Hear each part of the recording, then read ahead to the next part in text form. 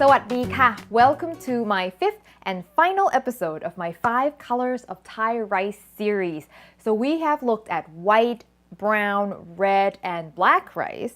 Today we're going to come back to white, but it is a different shade of white. And I'm talking about Thai sticky rice, which if you look at it side by side against jasmine rice, you can clearly see that it's an opaque white and it's a much brighter white. So I can have this sitting side by side in 2 unlabeled bags and I will never get confused.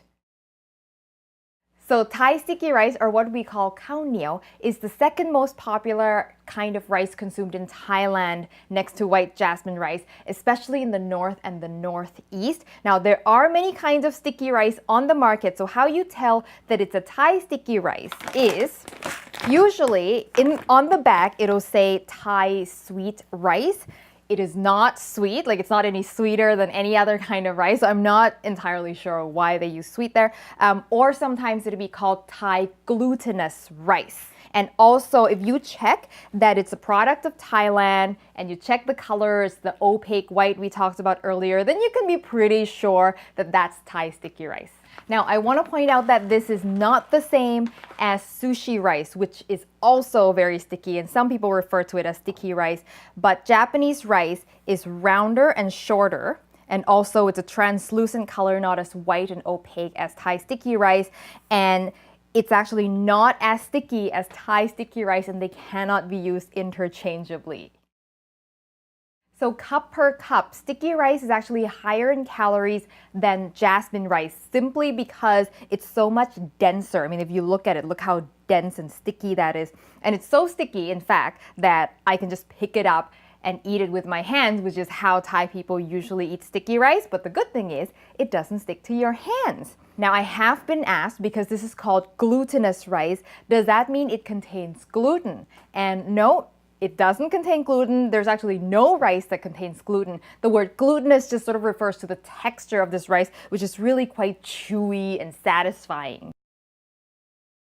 So sticky rice actually takes much less water than regular white rice. That's why it's so dense at the end. So we don't tend to cook it in water where it can get mushy pretty easily. So traditionally what we do is we rinse the rice and then soak it in water for at least 3 hours or up to overnight, get it completely saturated with water, and then we drain it and steam it. And you can steam the rice using a steamer rack like I've got here. You'd want to wrap the rice in a muslin or a tea towel or something so that the rice doesn't fall through the holes. And you can also just get one of these bamboo steamers too. And then you just put either of these racks over a pot of boiling water. So you just want to make sure that the top and the pot sort of fits more or less nicely. And that should just take 20 minutes for it to be completely done. And if you're feeling hardcore and you want to cook sticky rice traditionally, you can get yourself one of these. So this is called huot,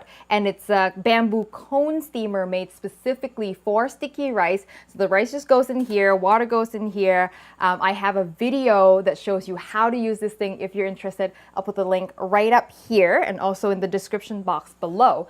Now I have one tip for making extra soft sticky rice. And this is useful especially if you know that the rice is going to sit out for a while and it might not be piping hot when you serve it.